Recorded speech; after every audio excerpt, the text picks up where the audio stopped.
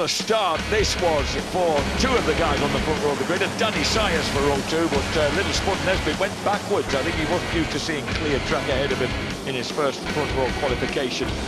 The front though briefly was Spaniard Danny Sayers.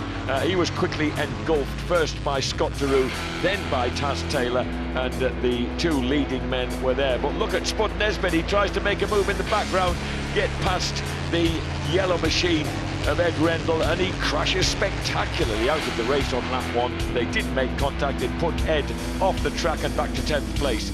Scott Deroux ruthlessly elbows his way past Taz Taylor, and then they collide as they come onto the start and finish straight.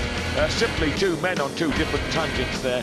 Scott Deroux finally manages to drive his way back past Taz Taylor at the top of Druids. And then a multiple collision coming out of Surtees mid-pack puts out 3 riders, brings out the red flag, and Scott Deroux takes victory, while a frustrated Taz Taylor beats the tank of the Ryan Saxby KTM. He didn't have a chance to try his last-minute move.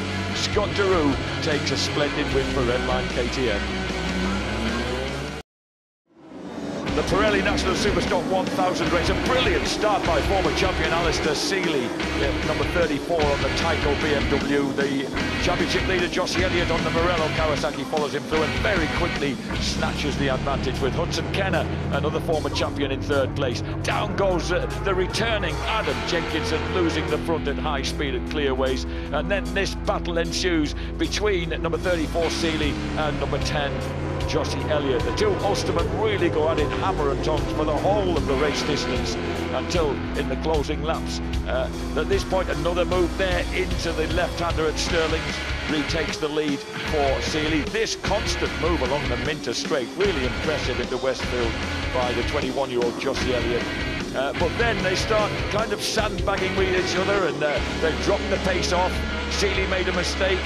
The Kawasaki caught back up, and Seeley immediately retakes the advantage. Behind them, Jess Traylor on the MSS Colchester Kawasaki is catching up, and they really begin to carve one another up as the gap shrinks. Seeley makes a late move into Surtees, forces the Kawasaki wide, and once again, number 10, Elliott, has to try and make a move. As Seeley there makes that mistake he thought was going to cost him the race on the last lap.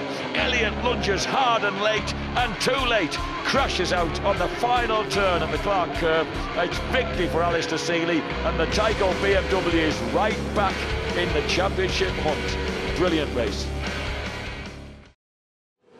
So on Neil Mackenzie's birthday then, the Pirelli National Superstock 600 Championship takes off with Australian Ben Curry grabbing the initial advantage. A moment for Taz Mackenzie as he dropped into paddock, and he lost the inside foot peg then. Shook the head of the Kawasaki a bit, but hung on in 2nd place. Everybody got fairly comfortably through Druids, except Andy Irvine, momentarily in 2nd place, ran wide, but the front 3 got away. Taron Mackenzie took an early lead from Ben Curry. Kawasaki and 2 Yamahas running at the front, and then they come up the hill into Druids, and Curry is straight back underneath the pint-sized Scotsman, and that allows Andy Irwin to get through, and the youngest of the 3 Irwin Racing brothers hangs on to that 2nd place. It's a lap move from Taron Mackenzie into Hawthorns, and then Taron does it again into Paddock Hill, retakes the lead from Ben Curry. Irwin begins to settle for that 3rd place on the number 8 machine. And then that battle at the front just keeps on, backwards and forwards between Taron Mackenzie and Ben Curry. A lot of respect between these two. On that final lap, it's going to come down surely to the wire. And Curry beginning to lose a little bit of grip at the back, struggling to hold the lines with the Yamaha, keeping the power on though courageously through the turns. But that big moment allows Taron Mackenzie to get right round the outside, letting the brakes off, as he said, and that gave him that vital advantage in the run to the line to take his 2nd successive win for the Kawasaki team. Tim Reeves was always going to be the man to chase when the sidecars left the line here, and he rocketed away, followed by Andy Peach and Charlie Richardson on the L&W Contractors bike. Ricky Stevens and Ryan Charwood, British title leaders, slotted into 3rd ahead of John Holden and Ashley Hawes. 24 outfits starting what was going to be an absolutely terrific race. But on the first lap, up went the hand of Tim Reeves and Greg Clues. I thought for a minute that they were trying to stop the race because there was an issue, but they had a personal issue. It was to transpire that it was a broken gear lever. Meanwhile, the race went on, very much indeed the race went on.